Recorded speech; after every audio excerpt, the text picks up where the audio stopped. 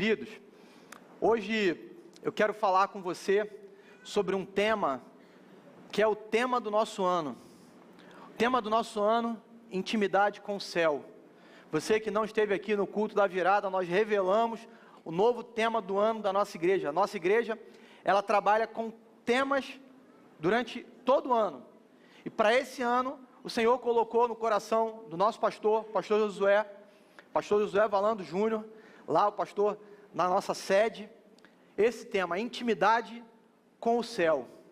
Eu queria pensar com você sobre algo nesse contexto. O tema da nossa mensagem nessa manhã é: persevere na intimidade com Deus. Persevere na intimidade com Deus. Por que eu devo perseverar, pastor, nessa intimidade? Primeiro eu quero começar pensando com você sobre a intimidade. Ela requer convivência. Para que eu consiga ter intimidade com alguém, eu preciso me relacionar com essa pessoa. Eu preciso conviver com essa pessoa. Eu posso dizer que eu gosto muito do Neymar, mas eu não conheço o Neymar, não convivo com ele, não tenho intimidade com ele. Eu posso até saber que o Neymar gosta de comer, porque o pessoal diz lá que ele gosta de comer. Eu posso até saber os lugares que ele gosta de frequentar. Eu posso até saber aonde o Neymar mora. Eu posso conhecer vários aspectos a respeito da vida dele. Agora, se eu não convivo com o Neymar, eu não tenho intimidade com ele. Para que a gente tenha intimidade, a gente precisa conviver. Queria só fazer uma pausa. Se você tem um lugar aí do seu lado, levanta a sua mão, por favor, para a gente ajudar o pessoal da recepção. Olha aí, pessoal. Temos alguns lugares ainda. Estou vendo algumas pessoas ainda de pé. Se quiser, por favor, podem tomar um assento. Agora, tem algo também muito importante para que a gente consiga ter intimidade com Deus. Para que a gente consiga ter intimidade com alguém. Esse algo se chama confiança. Nós precisamos ter confiança. Como é que eu vou ter intimidade com alguém que eu não confio? Como eu vou me relacionar com alguém que eu não confio? Como é que eu vou criar essa intimidade, despertar essa intimidade, se eu não consigo conviver com essa pessoa, porque eu não tenho confiança nela? É necessário confiança. É necessário que a gente olhe para o Senhor e a gente confie naquele que está nos chamando para vivermos uma intimidade com Ele. E é verdade que ao longo da nossa vida também, nós nos tornamos íntimos de muitas pessoas. Você deve se recordar, talvez você vai parar para pensar assim: poxa, eu lá no 6º ano, do ensino fundamental, na antiga 5ª série, eu tinha intimidade com um monte de gente, levava um monte de amigo para casa, eles dormiam na minha casa, a gente confidenciava, eu falava que eu estava gostando de uma menina, eu falava que eu estava gostando de um rapaz, e ali a gente tinha uma intimidade, e ao longo da vida, essa intimidade foi embora, ela se perdeu. Vocês terminaram o ensino fundamental, alguns foram para uma escola, outros foram para outra. Daqui a pouco lá no ensino médio você já está mais maduro, aí você começa a trabalhar, você começa a fazer faculdade, cada um vai para um lado, as mudanças, um muda de bairro, outro muda de cidade, outro muda de estado, e daqui a pouco aquilo que era uma intimidade passa a não existir mais. Aqueles amigos passaram, aqueles amigos já não são mais os mesmos. E às vezes isso acontece também com Deus. A gente inicia uma intimidade com Deus, começa uma caminhada com Ele, começa a se relacionar com Ele, começa a contar segredos para Ele, começa a dizer: Deus, olha, eu quero me relacionar contigo, eu quero ter uma intimidade. E aí você começa a dizer para Ele daquilo que você precisa, daquilo que você gosta, daquilo que você precisa melhorar, daquilo que você não suporta. Mas ao longo do tempo, às vezes aquela intimidade vai se tornando distante, aquela intimidade vai acabando. E quando você vai ver, você não tem mais essa intimidade com Deus. Então a pergunta é: como perseverar? Como podemos perseverar nessa intimidade com Deus? Como vivermos essa intimidade com Deus? Nós estamos no início do ano, início de 2025. Muitas coisas vão acontecer, como diria minha avó, tem muita água para passar debaixo dessa ponte. Muita água. Muita coisa pode acontecer até o final do ano. Talvez você pode se casar até o final do ano. Ouvi gente dizendo glória a Deus. Muita coisa pode acontecer, pode nascer um filho tão esperado. Foi você, maluco, que falou glória? Não. Essa semana eu fui passear com a Rafa, a gente pegou a Luna, né, a filha da Marcela e do Rodrigo aqui da igreja, aí fomos passear com eles no Jardim Botânico, tiramos um monte de foto. Aí quando a Rafa olhou, falou assim, a gente está com cara de avô. Aí eu falei, que isso, Rafa? Mas o fato é que muita coisa pode acontecer ao longo desse ano. Talvez você está fora de forma e fala assim, poxa, eu comecei o ano e eu vou começar fazendo atividade física, até o final do ano eu vou perder aqueles quilinhos a mais que eu ganhei. Eu quero concluir aquele curso que eu iniciei. Muitas coisas podem acontecer, muitas coisas boas. Você pode ser promovido, pode passar num concurso, mas muitas coisas ruins também podem acontecer. No meio do caminho, pode vir um divórcio. No meio do caminho, pode acontecer um diagnóstico que você não esperava. Pode chegar uma notícia ruim. Pode acontecer algo que você fala assim, e agora? Como eu vou lidar com isso? E aquilo pode abalar a sua intimidade com Deus. Aquilo pode transformar aquilo que era numa intimidade, num distanciamento seu com o Senhor. Ao longo do ano, e as coisas boas também. Tem gente, por exemplo, que não sabe lidar com dinheiro. O pastor Vinícius, inclusive, falou isso semana passada. Talvez Deus não te deixe prosperar, não permita com que você prospere na tua vida, porque sabe que aquilo pode te afastar dele. Eu aprendi isso na minha vida. Eu vivi durante muito tempo para ganhar dinheiro. E chegou uma hora que Deus falou assim para mim, meu filho, se o teu coração não mudar, você não vai prosperar. Eu precisei apanhar um pouco para poder entender isso. Porque aquilo me afastava de Deus. Aquilo me afastava do Senhor. Então, quantas coisas nós vivemos poderemos viver ao longo de 2025, que podem nos afastar dessa intimidade com Deus. E eu quero pensar com você, eu quero falar sobre isso nessa manhã. Como podemos perseverar nessa intimidade? Baseado talvez num dos textos mais conhecidos da Bíblia. Num texto que de repente você já sabe até de qual é salteado. Num texto que, quando a gente é pequenininho, você que foi da escola bíblica aí dominical, você que foi embaixador do rei, né? Desembanhar a espada, 1, 2, 3. Salmo 23. Salmos 23, você está com a sua Bíblia? Você pode abrir, nós vamos projetar aqui também. É um salmo muito conhecido, um salmo que foi atribuído a Davi. Salmo 23 diz assim, a partir do verso 1, o Senhor é o meu pastor e... Como é que é? Vamos lá. Leitura uníssona, lembra disso? Né? O Senhor é meu pastor e...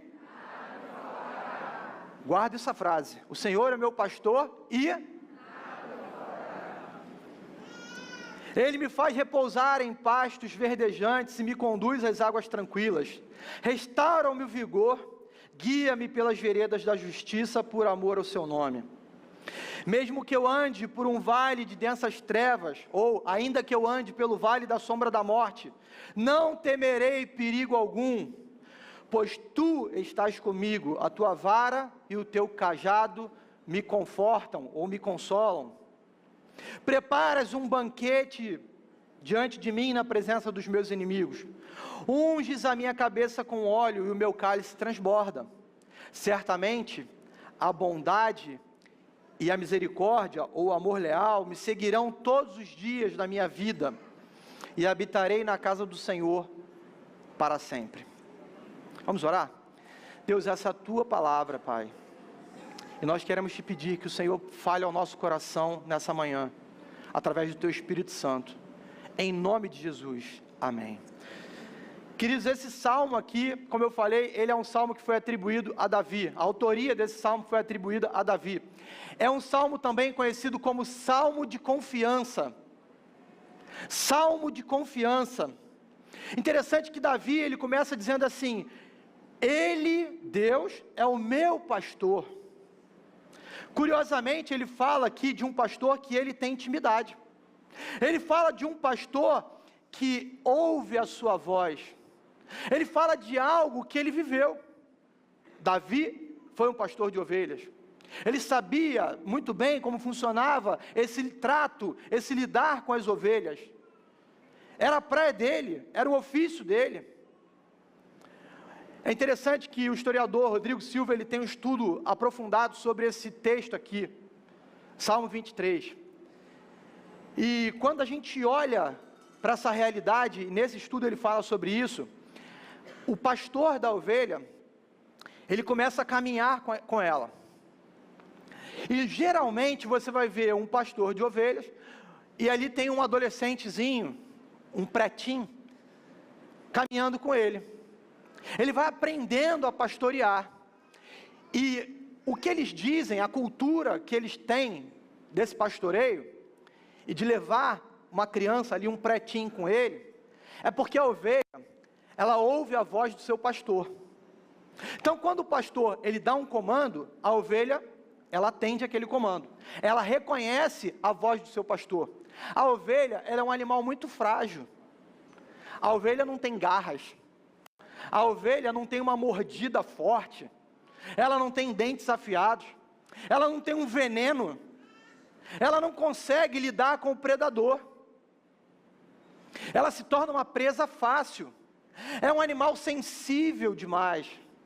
E esse animal, tão sensível, ao longo da sua vida, se acontece alguma coisa com aquele pastor, ela fica sem pastor.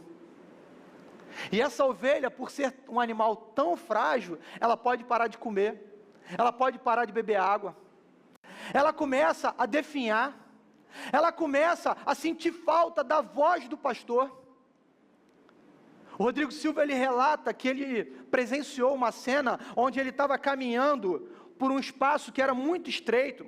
Um pastor estava indo daqui para lá e um outro pastor estava do outro lado voltando com as suas ovelhas. E quando aquele rebanho passa, a sensação que dá assim, vai se misturar e as ovelhas vão se perder entre elas, ninguém sabe mais de quem é quem, e as ovelhas não sabem mais a quem elas vão obedecer. Isso não acontece. E, incrivelmente, eles começam a emitir um som, e a ovelha começa a reconhecer, esse é o meu pastor, e ela segue o pastor. Davi, quando ele relata, quando ele fala sobre esse salmo, ele está falando de algo que ele conhecia. Eu conheço a voz do meu pastor, eu sei quem ele é. Davi, ele falava com propriedade disso. Você lembra que quando Davi, ele é ungido rei, lá na casa do seu pai, ele estava onde? No pasto, fazendo o quê? Cuidando das ovelhas do seu pai. Davi enfrentou ursos, Davi enfrentou leão, Davi estava ali como um guerreiro, para tomar conta daquelas ovelhas. Então quando ele escreve esse salmo aqui, eu fico imaginando Davi falando assim, eu sei do que eu estou falando. Assim como eu fiz com as ovelhas do meu pai, assim é o Senhor, o bom pastor. Assim é o Senhor, Ele cuida de mim. É Ele, eu posso ter confiança nesse pastor. Eu sei quem Ele é, eu me relaciono com Ele. Ao longo dos anos, talvez você tenha vivido algumas dificuldades de entender a voz desse bom pastor. Mas a partir do momento que você viver essa intimidade com o céu, você vai reconhecer a voz do bom pastor. E que o ano de 2025 seja o ano onde, independente dos desafios, independente das lutas, dos combates, que talvez vão fazer você pensar em desistir, em te desanimar, a ter essa intimidade com Deus, eu quero te desafiar a lembrar desse salmo. Eu quero te desafiar a lembrar no Salmo 23, O Senhor é o meu pastor. E agora, você vai aprender na versão original. Não é o Senhor é o meu pastor e nada me faltará. É o Senhor é o meu pastor e de nada terei falta. Pode faltar muita coisa. Pode faltar muita coisa, pode faltar dinheiro, pode faltar emprego, pode faltar casamento, pode faltar um monte de coisa. Mas de nada eu sentirei falta. Isso muda completamente o contexto. Sabe por quê? Porque Deus é suficiente na minha vida e na sua vida. Eu queria que você saísse daqui hoje pensando nisso. A minha intimidade com Deus, ela precisa ser voltada nesse bom pastor. E quando eu me relaciono e quando eu tenho intimidade com Ele, eu não sinto falta de absolutamente nada.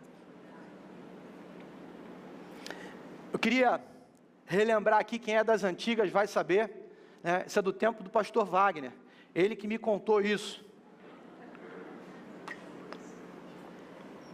Um hino que dizia assim, pastor Wagner: meu bom pastor é Cristo, meu bom pastor é Cristo,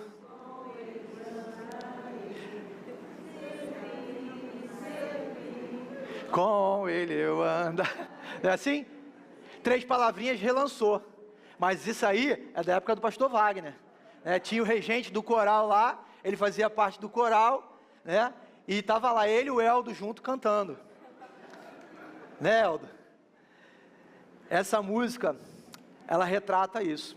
O bom pastor, com Ele eu andarei, com Ele eu andarei sempre, sempre, com Ele eu andarei. Como perseverar na intimidade com Deus? Primeira coisa que eu queria pensar com você: reconheça o Senhor e a sua suficiência. Reconheça o Senhor e a sua suficiência. Olha o que diz lá no versículo 1: o Senhor é o meu pastor, e agora na nova versão, e nada terei falta. Esse é o original.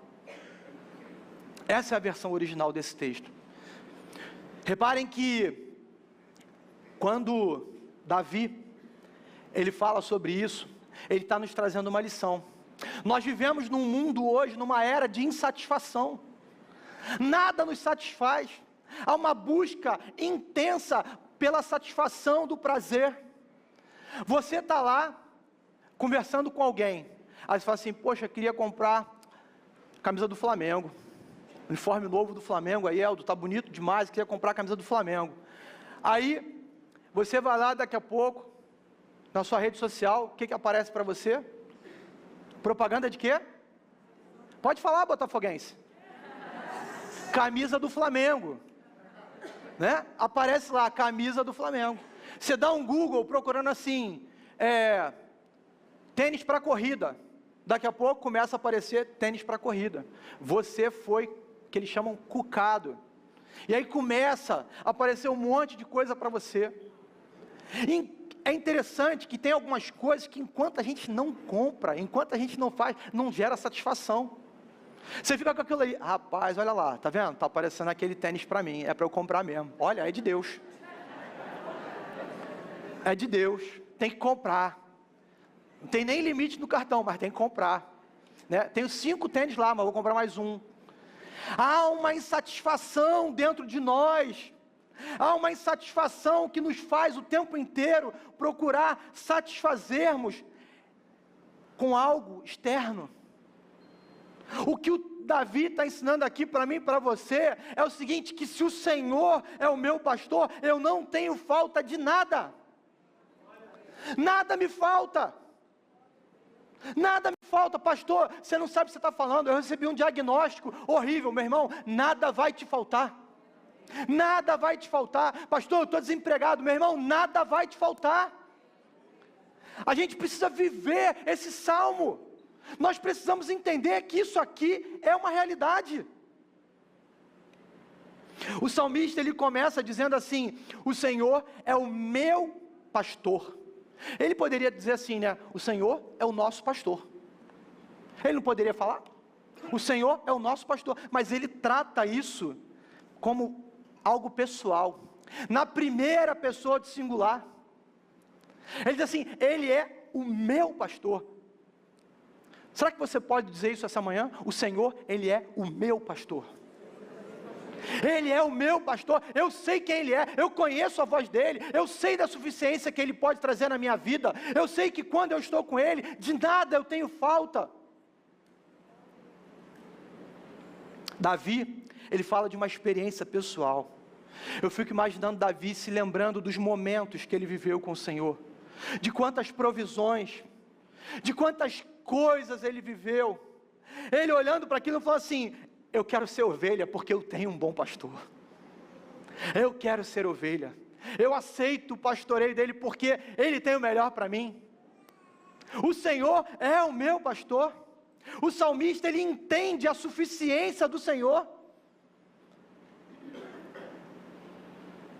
É interessante, nós começamos o ano, e aí começa aquela chuva de boleto.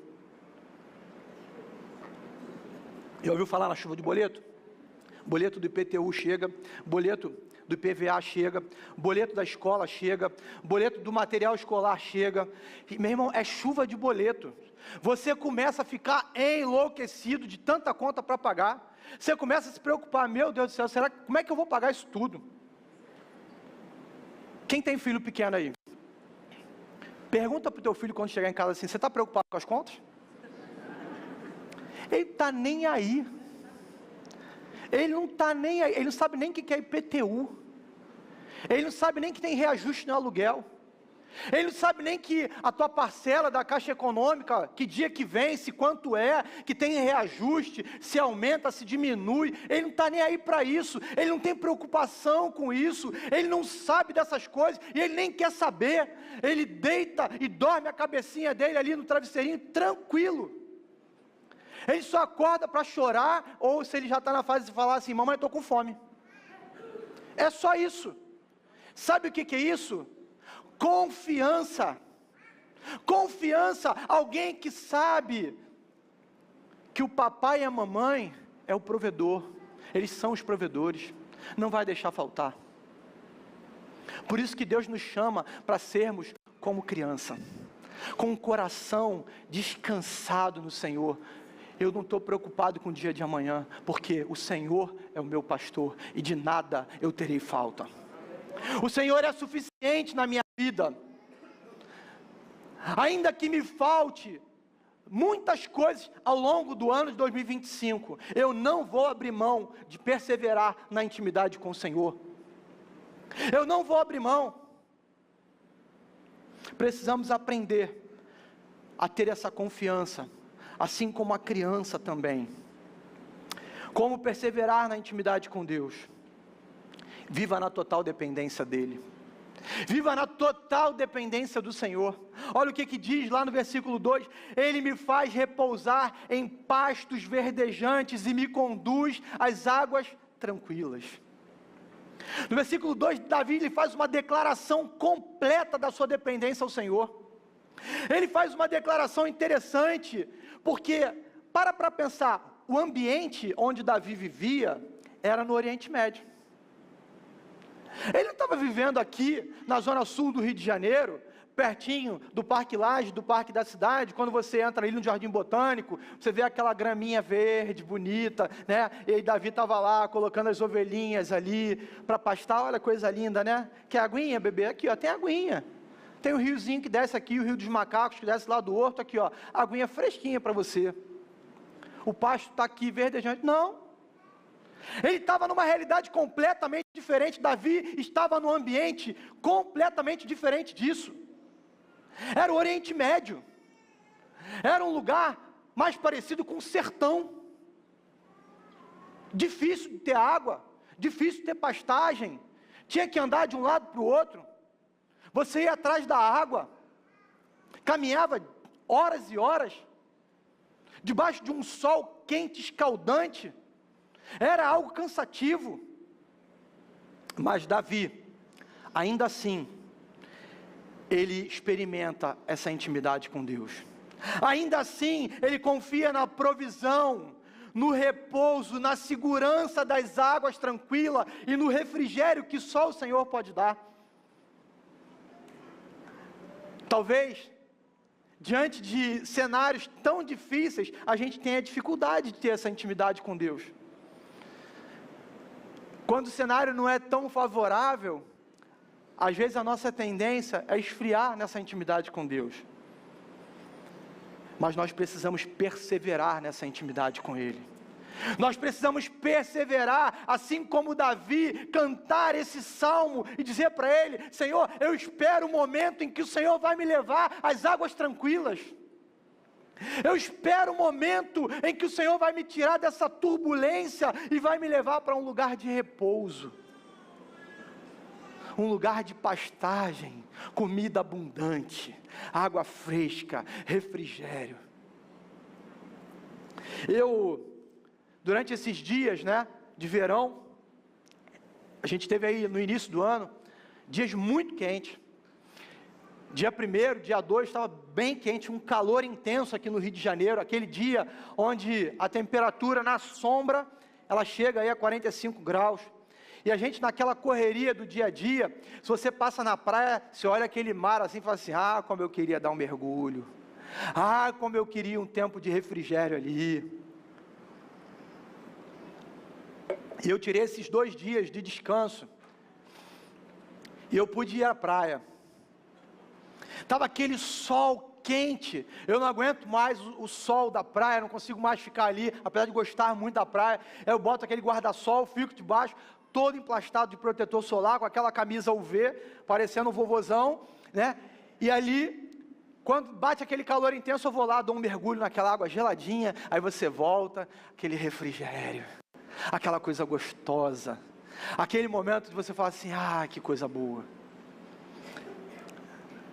E ali naquele dia o mar estava bem mexido, estava brabo o mar, tinha bandeira vermelha. E no dia seguinte eu fui olhar no noticiário, aproximadamente 800 salvamentos, só no dia 1º, nas praias do Rio de Janeiro. 800 salvamentos. O mar não estava para brincadeira. Muita gente, às vezes, alcoolizada, entrava no mar. Pessoas, às vezes, que não são do Rio de Janeiro, não conhecem a realidade da praia aqui, aí entra, vai dar um mergulho, daqui a pouco tem uma corrente ali, e aí puxa a pessoa, quando vai ver, está lá no meio, que a gente chama de boca, E ali a pessoa começa a se afogar, não consegue sair, bate o desespero. E no salvamento, às vezes, não dá para você tirar o afogado pela areia, não dá para tirar. O mar, quando está batendo muito forte, só o helicóptero consegue tirar. E aí o que você tem que fazer com aquela pessoa? Você tem que levar ela para fora da arrebentação.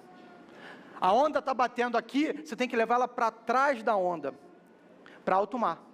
Você vai contra a onda, chega lá no final, você aguarda que aí vai o helicóptero chegar. E eu vi ali alguns resgates, o cara chegando de jet ski, tirando o pessoal, tinha o pessoal de prancha, tinha o salva-vida que entrava no mar lá e tirava, e daqui a pouco o helicóptero chegando, tirando algumas pessoas.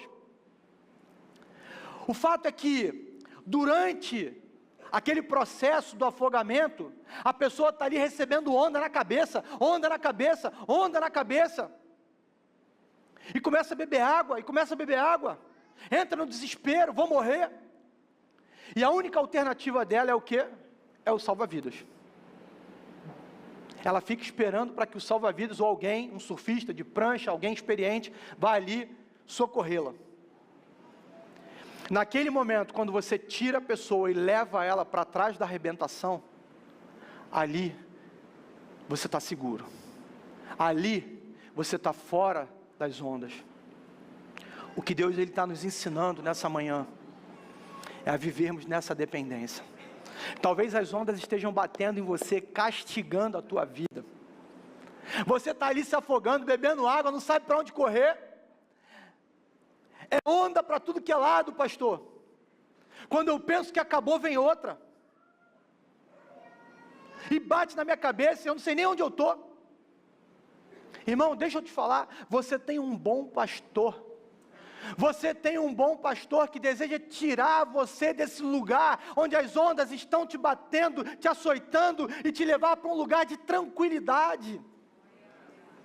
para um lugar de águas calmas, tranquilas, te trazer refrigério, trazer sobre você uma paz que você fala assim, ah lá, as ondas estão lá. Você já viu as ondas de Nazaré, lá em Portugal? Ondas gigantes, assustador aquele negócio, mas tem um lugar que fica um barco parado, e o pessoal fica fotografando, os surfistas, e às vezes tem alguns turistas que vão para ali também. É engraçado isso, porque a onda é gigante, está ali do lado, mas ele está aqui, olhando aquela onda gigante. Eu não sei se eu teria coragem não, por mais que me diga assim, é seguro, ah meu irmão, sei lá, vem uma onda lá de trás, eu não sei se eu teria coragem nisso não. Mas o fato é que naquele lugar ali, eles estão seguros. Aí se vem uma ondulação lá atrás, eles já são avisados, eles vão com o barco mais adiante, porque ele precisa passar da onda, ele precisa romper aquele lugar ali, ele precisa sair do lugar onde as ondas estão batendo de forma forte, castigando. Talvez o que Deus esteja dizendo para você nessa manhã é isso: saia desse lugar, viva na intimidade comigo, levanta a mão, salva a vida, eu estou me afogando. E o bom pastor, ele vai ao teu encontro. O bom pastor, ele sabe, ele conhece a ovelha pelo nome. Ele sabe quem você é. Ele vai ao teu encontro, ele traz escape. E ele te leva para um lugar seguro. Terceira coisa, como perseverar na intimidade com Deus, pastor? Creia que é a presença de Deus que sustenta a nossa perseverança. A presença dele é que sustenta a nossa perseverança. Não pense que é por você. Eu não posso pensar, não, é porque eu vou buscar, quanto mais eu busco, né? Então, não, é a presença dele. Você precisa buscar a presença dele, e a presença dele não é só pelo fato de você buscar é importante, é fundamental. Você precisa dar o primeiro passo. Agora, é a presença dele que garante a perseverança. Não se afaste da presença dele. Não fuja da presença dele. Davi, ele diz lá no versículo 4, mesmo que eu ande por um vale de densas trevas, ou ainda que eu ande pelo vale da sombra da morte, não temerei perigo algum, pois tu estás comigo, a tua vara e o teu cajado me confortam. Davi, ele reconhece que Deus está presente mesmo nesses dias, mesmo nos dias difíceis, mesmo nos dias tenebrosos, sombrios, Deus está presente. Ainda que esteja correndo risco de vida, Deus está presente. Ele não perdeu o controle. Ele não perdeu o controle. Davi, ele admite que a vida dele com Deus não nos livra de situações adversas. A nossa vida, o nosso relacionamento com Deus, a nossa intimidade com o céu, não vai nos livrar de dias difíceis. Sinto muito em te dizer isso. Eu não estou aqui dizendo para você que você vai aceitar Jesus, que você vai ter uma vida com Ele, onde você só vai ter bonança, onde você só vai ter alegria, onde tudo vai acontecer, né, perfeitamente, como um mar de rosas na sua vida. Não, não é isso. Davi está dizendo o seguinte: ainda que eu ande por dias terríveis, o Senhor não vai me abandonar. Ainda que eu esteja lá no vale da sombra da morte, o Senhor não vai me abandonar. Porque a construção, ela está sólida. A intimidade, ela está sólida. Quem já fez muro aqui, quem já viu a construção de um muro, sabe como é que funciona. Você, antes de construir um muro, você precisa primeiro colocar uma sapata, uma base de concreto, para você construir um muro por cima. Você coloca concreto, ferro, viga, coloca aquela base, você levanta as colunas ali. Os engenheiros depois me corrijam aí se eu estiver errado. Por quê? É aquilo que vai dar sustentação. Daqui a pouco você começa a colocar os tijolos. Se você construir um muro de tijolo em cima de um lugar onde não tem uma sapata, dependendo do tamanho daquele muro, ele cai. Não tem sustentação. Não tem sustentação, nada sustenta ele ali. É frágil demais. Vem uma chuva, mexeu no terreno, o tijolo está em cima daquele terreno ali, vai afundar, o muro vai cair. O muro fica bambinho, ele fica soltinho. Por quê? Não tem amarração, não tem estrutura para segurar. O que Davi está dizendo aqui, mostrando para a gente, é que para perseverarmos nessa intimidade com Deus, precisamos ter a presença do Senhor como esse alicerce. A presença do Senhor precisa ser esse alicerce. E aí sim, é esse alicerce que vai fazer com que no dia mau, no dia que a onda bater forte, no dia que vier o dia sombrio, a gente fala assim, eu estou seguro. Porque a presença dEle é que me sustenta. A presença do Senhor é que me deixa de pé. A presença do Senhor é que não me deixa cair. É a presença dEle. Construa esse relacionamento de intimidade com Ele. Porque nos dias que você, por acaso, andar no vale da sombra da morte, você vai saber que você está sendo sustentado pelo Senhor. Você está sendo sustentado por Ele. Por último, para finalizar, como perseverar na intimidade com Deus? Creia que Ele preparou um futuro eterno para você. Creia que Deus nos preparou um futuro eterno. Olha o que Ele diz lá no versículo 6, certamente a bondade e o amor, aqui na minha versão, o amor leal, me seguirão todos os dias da minha vida, e habitarei na casa do Senhor para sempre.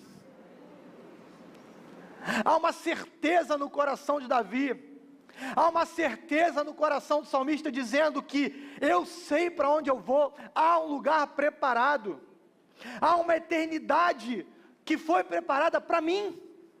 O Senhor preparou essa eternidade para você. Há um lugar de descanso eterno. Há um lugar onde não haverá dor. Há um lugar onde você não terá necessidade. Há um lugar onde não teremos lágrimas. Há um lugar onde você vai viver uma eternidade ao lado do bom pastor, do Jeová Jirê, o Deus da nossa provisão. Há um lugar preparado, e por isso nós devemos perseverar nessa intimidade, porque se você deseja alcançar esse lugar, se você deseja viver nesse lugar, é necessário que você persevere na intimidade com o céu, é necessário que você persevere na intimidade com Deus, é necessário que você persevere na sua caminhada aqui com a igreja, é necessário que você persevere na sua caminhada de leitura devocional com Deus, de estudo da palavra, de oração. É necessário que você fale assim, eu quero ter o Senhor, o Espírito Santo como o meu melhor amigo, o meu confidente.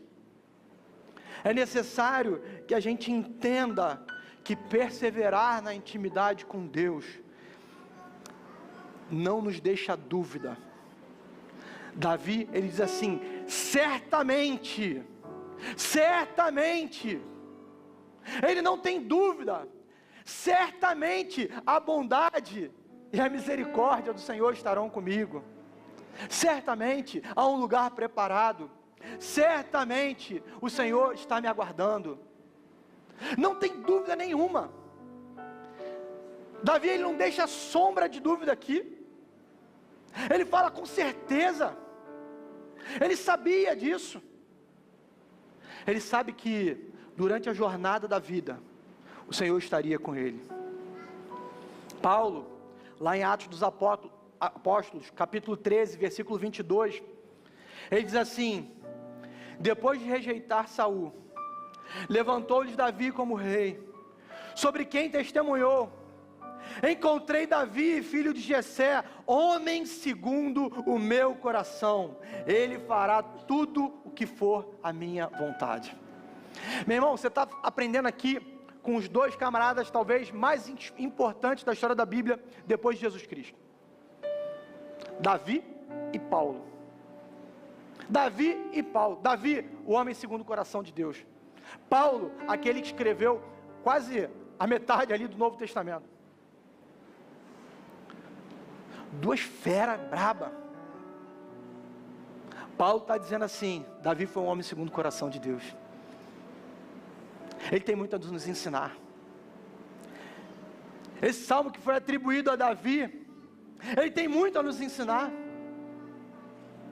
Somente alguém muito íntimo do Senhor poderia escrever algo desse tipo. Somente alguém muito íntimo, sensível à voz de Deus, poderia descrever esse testemunho lá de Salmo 23. Somente alguém que tem intimidade com Deus poderia escrever algo tão lindo. Somente alguém assim. Alguém que tem intimidade com Deus olha para esse texto e fala assim: essa é a minha oração. Essa é a minha oração. Irmãos, imagina que ao longo da semana, ao longo desse mês, você descobrisse que existe uma fortuna na tua conta bancária. Acordou, olhou para a tua conta bancária e falou assim: não é possível. Fizeram um Pix errado. Quem fez está lascado e você também. Vocês entenderam, né? Ali, você fala assim, começa a sonhar. Eu tenho sonhos.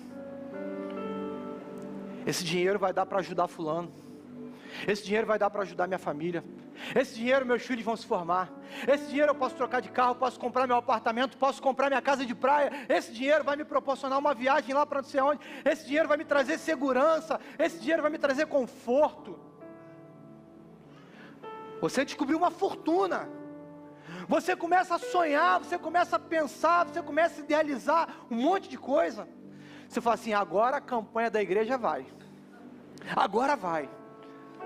Agora eu vou comprar um terreno para a igreja. Vamos sair do aluguel. Você começa a sonhar, você começa a pensar um monte de coisa. Agora você imagina que no meio dessa euforia toda, você descobre uma verdade ainda maior do que essa. Você descobre que Jesus, ele te deu uma herança que nenhum dinheiro pode pagar. Imagina que você descobre que Deus te deixou uma herança eterna. Uma herança que, se você morrer, você vai levar. Uma herança que vai te garantir uma vida eterna com Ele. Uma herança que vai trazer uma satisfação que essa riqueza passageira não pode te dar. Uma herança que esse conforto momentâneo que você vai ter aqui durante 30, 50, 100 anos da sua vida não vai acabar. Essa herança, ela existe. Essa herança, ela foi entregue para você. Essa herança, ela foi dada quando Jesus, lá na cruz do Calvário, Ele morreu, entregou a sua vida e disse assim: está consumado. Está pago. Está pago. Ninguém mais pode cobrar essa dívida. Agora você tem uma herança eterna. A garantia de que você vai viver para sempre com Ele, com o bom pastor. Com o pastor que deu a vida pelas suas ovelhas. Essa garantia, Ele mesmo decreta isso. Ele mesmo fala, Ele discorre sobre isso, lá em João capítulo 14, versículo 2, quando Ele vai dizer: na casa do meu Pai há muitas moradas, há muitos aposentos, se não fosse assim, eu vos teria dito, vou preparar um lugar para vocês. Há uma morada eterna te esperando, há uma casa preparada para você, há um lugar, uma moradia, que anseia por você. Essa semana, eu fui fazer um sepultamento. Nosso irmão aqui, André, a mamãe dele faleceu. Eu fui lá no velório, dar um abraço nele, dar uma palavra para a família. Irmão, fazer enterro de crente é a coisa mais gostosa que tem. Pastor, que isso, pastor? Pô. Passou pelo portão de embarque para a vida eterna. Está fazendo a viagem mais esperada de todos os tempos. A gente vive aqui para a eternidade. Se você não quer isso, eu quero. Se você não está aqui por isso, desculpa, mas você está perdendo seu tempo. Porque a vida não é para cá, a vida é para lá. A vida é para a eternidade. Enquanto a gente está aqui, a gente precisa viver. Precisa comer, precisa vestir, precisa trabalhar. Tem dores, tem família para cuidar. Tem ministério. Tem ovelha para cuidar. Tem muita coisa para fazer aqui. Mas a gente não vive para cá. A gente precisa construir coisas para a eternidade. Intimidade com Deus é algo que você vai levar para a eternidade. Intimidade com Deus é o que garante a sua entrada no reino. Você vai deixar alguém entrar na sua casa que você não tem intimidade? Quem é você? Nunca te conheci. Quem é você? Nunca te vi, pô. Agora, quando chegar o grande dia, quando nós nos encontrarmos com Ele, Ele vai falar assim: Ricardo, eu estava te esperando. Leandro, eu estava te esperando. Edson, é você, meu filho. Sandra, eu ouvi as suas orações. Michele, filha, eu recolhi cada lágrima sua. Sabe o que é isso? Intimidade. Intimidade, relacionamento construído aqui, que você vai levar para a eternidade, que Ele vai chegar e falar assim: entra, a casa é sua, eu preparei para você. Sabe quem está morando do teu lado? É Paulo. Teu vizinho do lado aqui é Paulo. Aí você passa, atravessa aquelas ruas de ouro, você chega lá e fala assim: Edileuza está aqui. Estou ilustrando. Mas imagina que alegria, a gente chegar no céu, a gente encontrar os irmãos. A gente fala assim: aquilo que a gente construiu lá na Atitude Zona Sul, foi eterno, aqui ó. Está aqui, o resultado está aqui. Quanta gente a gente vai encontrar lá. Intimidade. Intimidade com o céu. Feche seus olhos, nós vamos orar. Quero te convidar a perseverar. Persevere na intimidade com Deus. Não desista dessa intimidade. Não desista dessa intimidade. Não importam as circunstâncias, creia que o bom pastor, Ele está com você. O bom pastor é aquele que deu a vida pelas suas ovelhas, que deu a vida por você. Ele está aqui nessa manhã. Ele quer se relacionar contigo. Ele quer falar com você.